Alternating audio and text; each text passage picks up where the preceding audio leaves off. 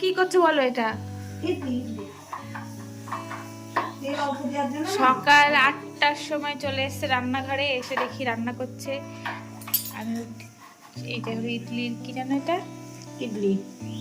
এটা ইডলির কি? এটা ইডলি যেটা chutney. Hello everyone, good morning, welcome back to my channel Barnali blog. এখন বাজে 10:45 আর এই যে বোন এদিকে কেক করছে, মা ওইদিকে রান্না করছে। মা একটু আজকে সকাল সকালেই গেছে রান্নাঘরে, কারণ উনি যাবে ডাক্তারের কাছে। আর বাবা এই যে এদিকে দাঁড়িয়ে আছে, মুখ টুক মনে হয় ধোবে। আর এই যে সোনা বাবার কোলে, আর আমি এইদিকে দোলনা চড়ছিলাম। তো ওকে বললাম না একটু ভিডিও করে দাও। দোলনা খেতে খেতে মনে হলো যে আজকে ব্লগটা শুরু করি, আজকের দিনটা রেখে দিই, কারণ 1 জানুয়ারি হতে আর একদিন আছে। তো ভাবলাম আজকের ব্লগটা কেন করব না, কারণ আজকে শনিবার, এই যে আমাদের নিরামিষের দিন। আজকে শনিবার 30 তারিখ, কালকে রবিবার 31 তারিখ, আর সোমবার হলো 1 তারিখ। তো ভাবলাম আর দুদিন আছে 2023 সাল, তো ভাবলাম এই দুদিন কেন ব্লগ করব না, কালকেও ব্লগ করব, কারণ কালকে আমাদের পিকনিক আছে। তো পরের ভিডিওটা খুব শীঘ্রই চলে আসবে, তো দেখো। এখন সবাই মিলে এই যে সকালে ব্রেকফাস্টটা করব। আর এই যে প্রথম আমি এই বাড়িতে ইডলি খাচ্ছি। মা নাকি আগে অনেক বানিয়েছে, কিন্তু আমার বিয়ের পর একবারও বানায়নি। এখন আমরা খাচ্ছি পাপা এই চলে এই বাবা, ওই যা যা যা। এই যে ফান্টুস এই এদিকে আসো। না, এবার লম্বা করে দাও, লম্বা করে দাও, লম্বা করে দাও। সোনাকে বাদ দিয়ে সবার সকালের খাওয়া দাওয়া হয়ে গেছে, আর এখন সোনাকে খাওয়াচ্ছি বিস্কুট।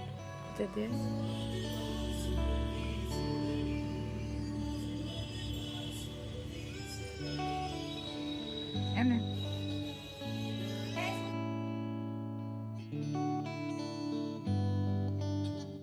সকালের খাওয়া দাওয়া করে বোনে দিয়ে কেক বসিয়ে দিয়েছে, মার চুল আশ্রে দিচ্ছে বোন, আর বাবা চা খাচ্ছে, আর ইনি এই যে এখানে বকবক করছে।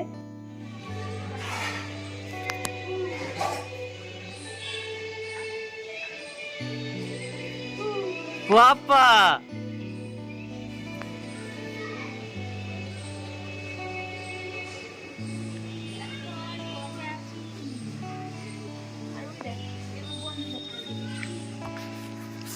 বনি বনি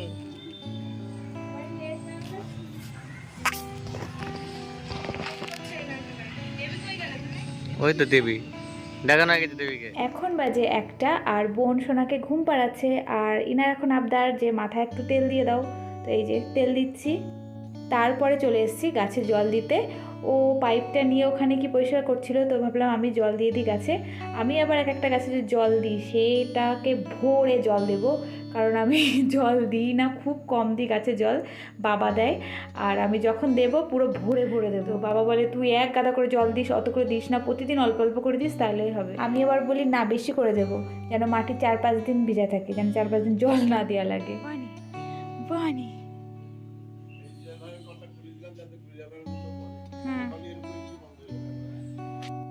মার বাবা যাচ্ছে এখন ডাক্তারের কাছে, ও বাগান পরিষ্কার করছে।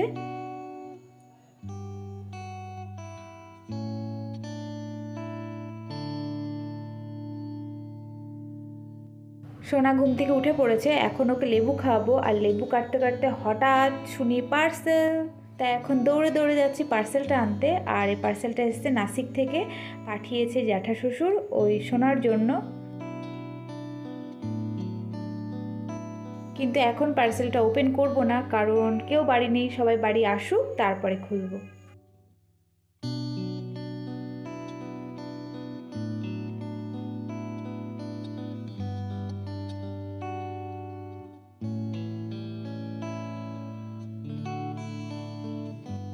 সোনাকে হাত মুখ ধুইয়ে ওকে রেডি করে দিয়েছি। আজকে স্নান করায়নি, কারণ ওর ঠান্ডা লেগেছে। আর এই যে পার্সেলটা এখন খুলছি, আর ওর জন্য জামা প্যান্ট আর কোট এসছে, আর সব কটা খুবই সুন্দর হয়েছে। আর কদিন পরে পরাতে হবে, কারণ একটু সব কটা বড় বড় এসছে।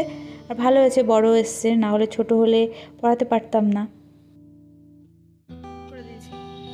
এই আর তো আমার মনে নেই কিছু বাজে তুই বাজে বলেছে আমার সোনা।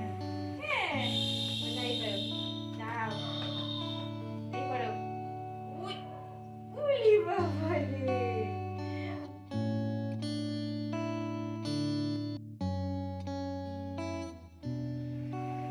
সোনা এখন ঘুমাচ্ছে, তাই এর সাথে আমরা খেয়ে দিয়ে নেব। আর বাবা আলু সিদ্ধ দিতে ভুলে গেছে, কারণ কলাইয়ের ডালের সাথে আলু সিদ্ধ খেতে হেভি লাগে, খুবই ভালো লাগে। তো এখন আলু সিদ্ধ করা হচ্ছে, তাহলে ভিতরে হয়ে যাবে। সবাইকে দেওয়ার জন্য এই যে কেক তৈরি হয়েছে। অলরেডি একটা কেক দেওয়া হয়ে গেছে, আর ওই যে ওইদিকে সবাই খেতে বসে পড়েছে। আর আমার প্রেশার কুকারে তাড়াতাড়ি আলু সিদ্ধ হয়নি, তার জন্য আবার মাইক্রোওয়েভে বসাতে হলো। হ্যাঁ, এটা কি রান্না করেছে? হ্যাঁ বলো না মা। আজকে তো পুঁই এইটা মিচড়ি, আমার খুব ভালো লাগে। কলাইয়ের ডাল, চাটনি আর বাবা ওটা একদম সেদ্ধ করে ফেলেছে।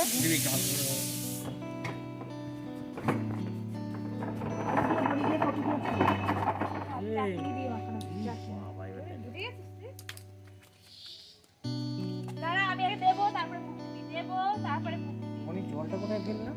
জনি, ওরেছি তোমাদের আমি কোথায় দেবো, মনি তারপরে জলটা ওখানেই রেখে চলে দাঁড়া,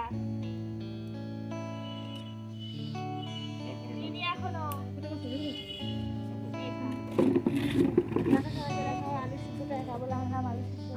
আর এখন আমরা যদি কাজবাজ সেরে তাতে স্নান করিনি, তো আমরা সবাই বাইরে বসেই খাই। একটা পিকনিক পিকনিক ফিল হয়, আর ভালোও লাগে খেতে, তো সবাই বাইরে খাই।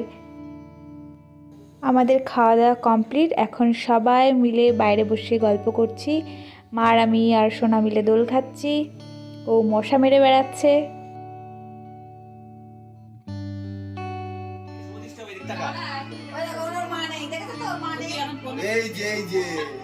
এখন বাজে 6:30, আর হঠাৎ করে আমরা আমাদের বিয়ের ভিডিওটা চালিয়ে নিয়ে বসে পড়েছি। এখন আমাদের বিয়ের ভিডিও দেখছি। আর আজকের ভিডিওটা ভালো লাগলে অবশ্যই লাইক করো, কমেন্ট করো, সাবস্ক্রাইব করো। সবাই সুস্থ থেকো, ভালো থেকো। Thank you.